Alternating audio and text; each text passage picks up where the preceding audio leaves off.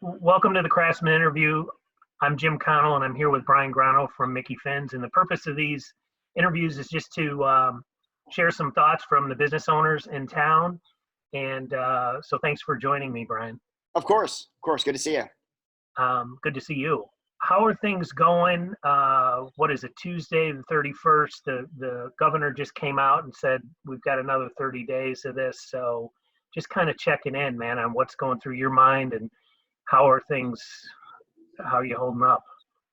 Well, first off, I'm kind of glad that we know what the plan is to some degree. The unknown was the scariest thing for us, especially when it came down basically St. Patrick's Day weekend, which obviously couldn't have been worse timing for any of the bars and restaurants in the area, as we all kind of depend on that to refill our coffers from January and February.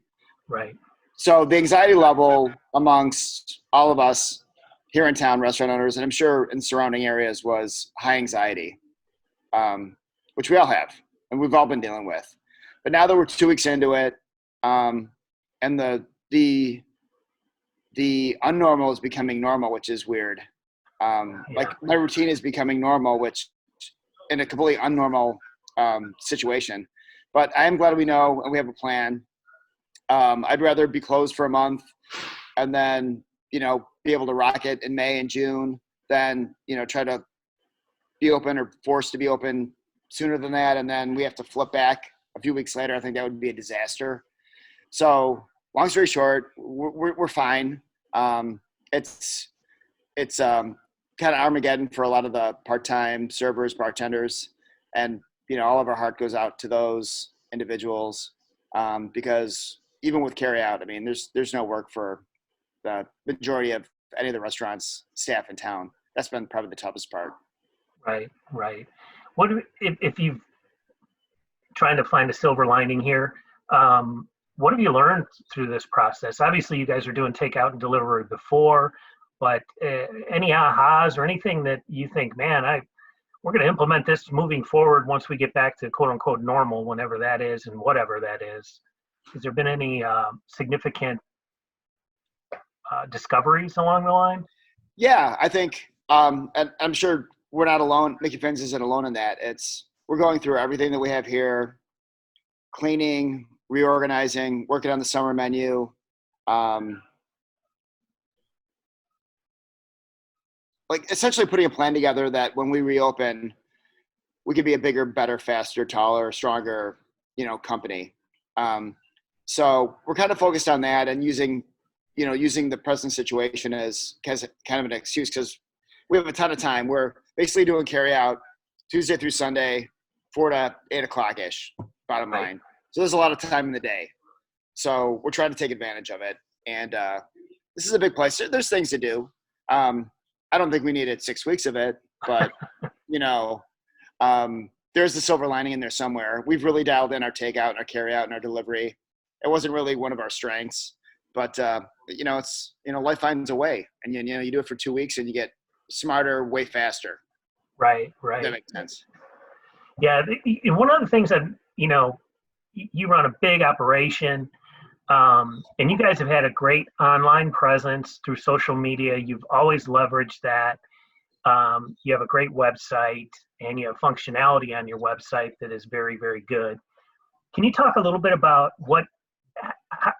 that had to kind of give you a leg up and maybe a faster start to turning this thing around? Can you talk a little bit about any thoughts or discoveries around just your online presence and social media and the power of that? Well, I kind of throw that all into one bucket, which is the low-hanging fruit bucket. Just take advantage of things that are easy, fun, inexpensive, and quite frankly, I enjoy doing it. And we've got a great partner with Soapbox Design Studios. They've been with us for 10, 12, 13 years. Justin's been our main designer on a lot of that, website logo based, and any of the promos that we do. So we're kind of all locked in on the same page, what we want to do promotion wise. And the social media comes fairly easy to me. So, and again, with the, lack of expense, most part, and the fact that it's not that difficult, I enjoy doing it. For sure it's helped. but Yeah. having the right partner, the right technology partners is key too. Yeah, for sure. Justin does a great job. I mean, I see some of the graphics that you guys are putting out, and I smile every time I see them because I'm thinking, I know he's been working on that for a little while. the beer Well, guy, the beer well, guy. the funny thing is that I don't want him to hear this because he'll probably end up charging me more. But like, we've worked together for so long, he knows what I'm getting at quickly. So we're not wasting a lot of time going back and forth with different drafts. It's like I give him a description and it comes back. I'm like, perfect. That's exactly what I was looking for. Yeah. And it's fun and interesting and it's light and. Well, it keeps you on brand, so to speak. It's Right. it's really well done. So kudos to you guys. Kudos to the Soapbox team for all that they do to support you guys as a client. I think the work is fantastic, and it really shows online. Part of me as a social media guy myself, I look at it and I'm thinking, man, the restaurants that really don't have that large presence or don't find it sort of natural like you do. I mean, you're really good at it. um, I got to believe that that's had an impact on them because so many people are now, if you look at some of the data on Facebook, Instagram, and all that, the data is through the roof. The usage is so high because everybody's sitting around more glued than to devices than ever before. Right, for sure.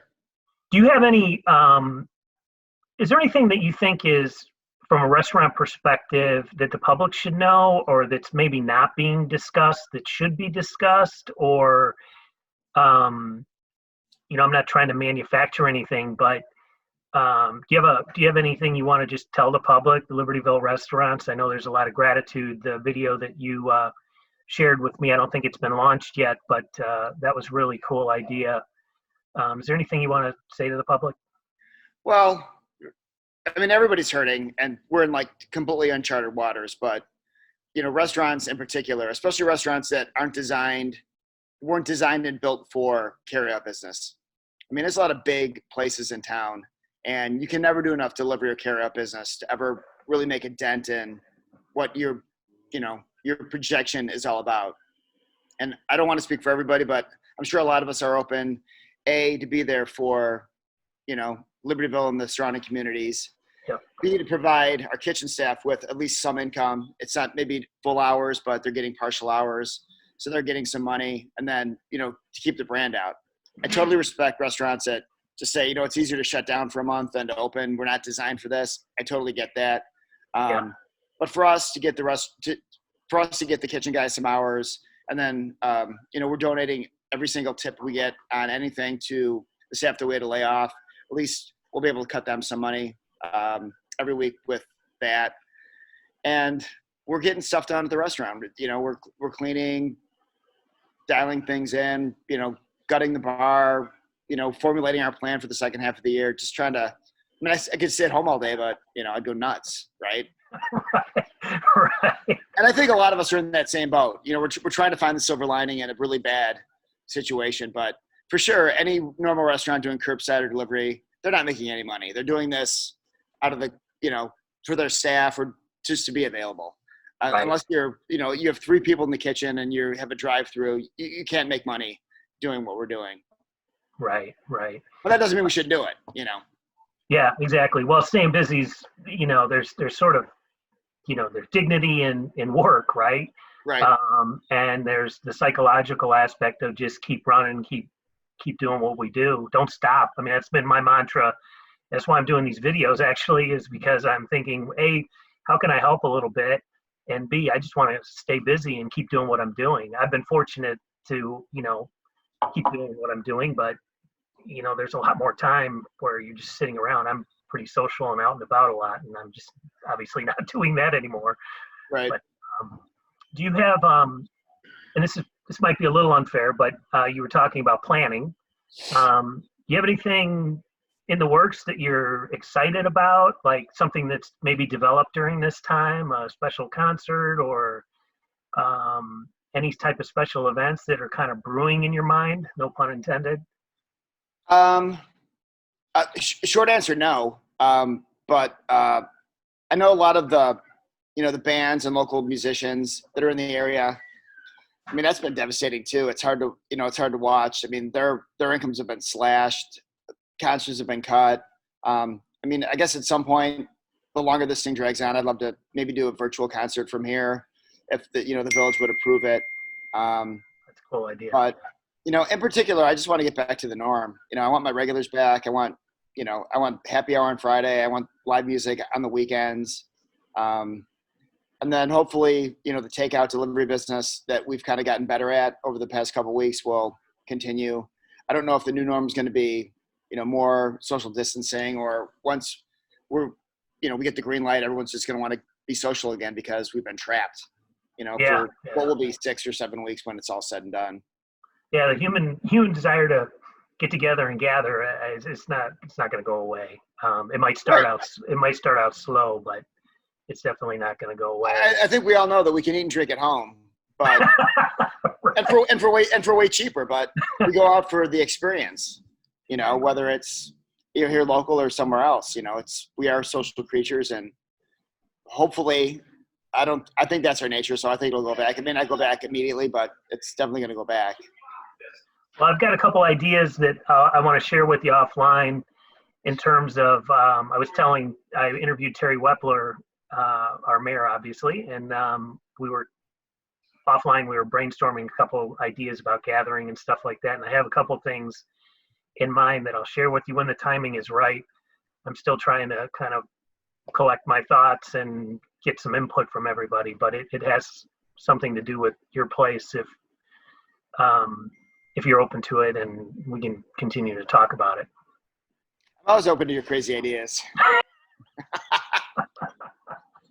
Well, is there anything you want? Any parting shots you want to give me, or any final thoughts before we wrap up? I would just say that keep the out of work workers in mind, and if there's any way people can help them. We've had so many people do drop money off for staff, and just blown away by the generosity of so many people. But in the scheme of things, I think this will be a blip. Yeah, days are long, years are fast. We're talking 6 weeks. I know it's unprecedented and uncharted, but I really believe that, when this is all said and done, we'll be better for it, Amen. You got a great attitude. Thanks for all that you're doing. Thanks for what you're doing for your staff, what you're doing for the community. John Durning had said something to me a while back, and it was kind of around the idea of keeping open. You're kind of a de facto grocery store in a way. Right. I think it's important. It keeps the norm rolling, right? If everybody closed, it'd be weirder than it already is. Exactly. So thanks for all that you're doing. Thanks for taking the time to chat. We'll wrap it up. I'll hit upload on this thing and launch this thing maybe tonight. And I really appreciate your time. So thanks again. Sounds good, Jim. Always good chatting. All right. Talk to you soon. Everybody.